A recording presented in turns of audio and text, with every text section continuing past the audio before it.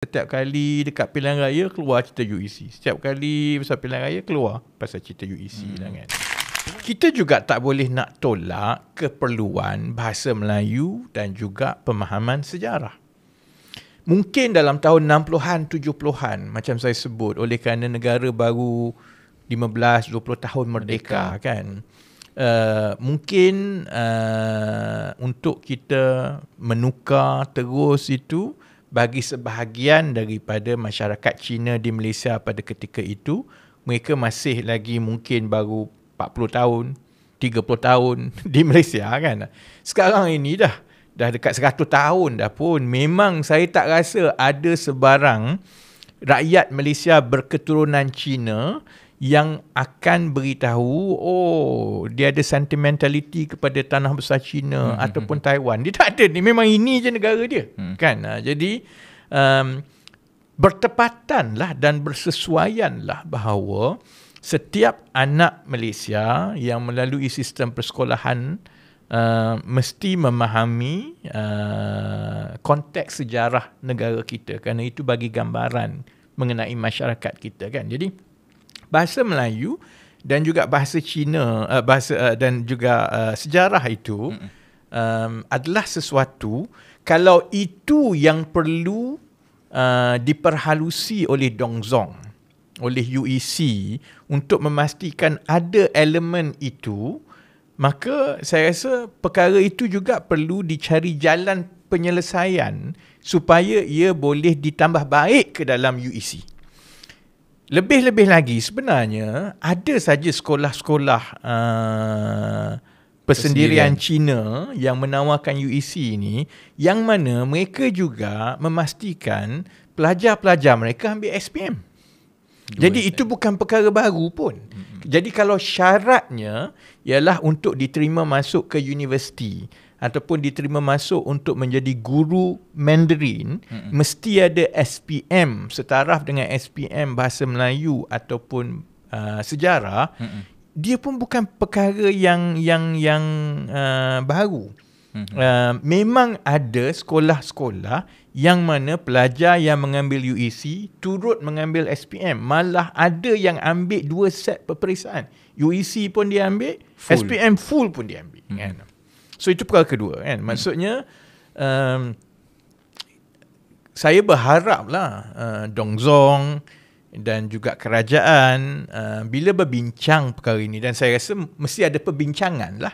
Dia tak boleh ada keputusan unilateral daripada kerajaan kan. Bila ada perbincangan, dia kena ambil kira juga perkara itulah. Kerajaan dan parti-parti politik kena ambil kira bahawa kita perlu menjadi trilingual society. Maka kita perlu percepatkan pengajaran dan penguasaan bahasa Mandarin untuk semua rakyat Malaysia. Dan sekolah-sekolah persendirian Cina ini ada track record dan juga sejarah yang panjang menguasai dan mengajar bahasa Mandarin. Kan? Pada masa yang sama, Dongzong dan sekolah-sekolah Cina dan juga sebahagian daripada masyarakat Cina juga perlu menerima bahawa perkara-perkara yang ditimbulkan itu sebahagiannya perlu diambil kira, termasuklah soal pematuhan bahasa Melayu, soal kelulusan dalam sejarah kan, mata pelajaran sejarah. Itu perkara kedua kan. Dan perkara yang saya ingat, kalau dua perkara itu boleh menjadi titik pertemuan, maka yang tinggal hanyalah supaya ahli-ahli politik tidak mempolitikkannya. Dan ini yang akan menjadi tanda ukur kepada kebijaksanaan dan kemampuan kerajaan perpaduan, kerajaan madani dan juga PH yang ada sekarang ini untuk mencari jalan tengah mendamaikan semua, dan seterusnya memastikan bahawa pimpinan politik dalam parti-parti yang membentuk kerajaan ini tidak menggunakan UEC ini untuk jadi bahan politik mendapat sokongan. Kalau perkara itu berlaku dalam 6-7 bulan akan datang, saya haraplah selepas ini kita tidak akan ada siaran ulangan lah. Setiap kali dekat pilihan raya keluar cerita UEC. Setiap kali pasal pilihan raya keluar pasal cerita UEC lah kan. Cuma YB kalau saya boleh conclude, maksudnya YB menekankan kepentingan bahasa Mandarin, tapi dia tak semestinya UEC satu-satunya. Boleh kata macam tu? Tak, dia soal UEC ni, dia secara psikologi, UEC ni ialah perlambangan Boogeyman. kepada boogeyman, perlambangan kepada sekolah vernacular. UEC dan UEC itu dihasilkan oleh kerana UEC itu ada oleh kerana kita ada sekolah aliran Cina. Cuma yang dekat luar, mungkin kebanyakan terutamanya orang Melayu lah, mereka tak dapat membezakan di antara sekolah persendirian yang mengajar dalam bahasa Mandarin ni dengan SJKC dengan SM, Sekolah Jenis Kebangsaan Cina, Sekolah Menengah Jenis Kebangsaan Cina lah kan. Yang itu dia tak dapat membezakan. Dia tak tahu sebenarnya SJKC dengan Sekolah Menengah Jenis Kebangsaan Cina ni ialah aliran kebangsaan kan. So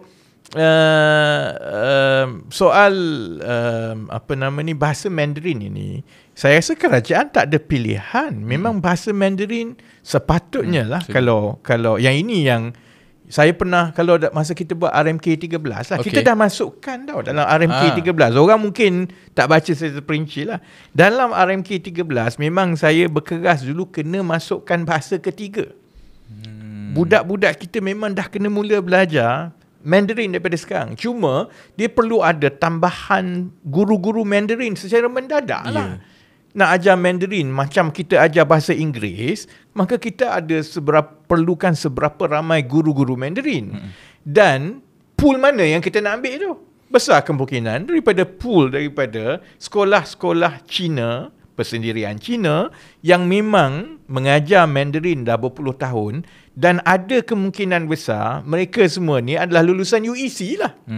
Jadi kalau kita nak menukar masyarakat kita menjadi trilingual society, memang kita tak boleh lari daripada soal sekolah vernacular, soal UEC ni.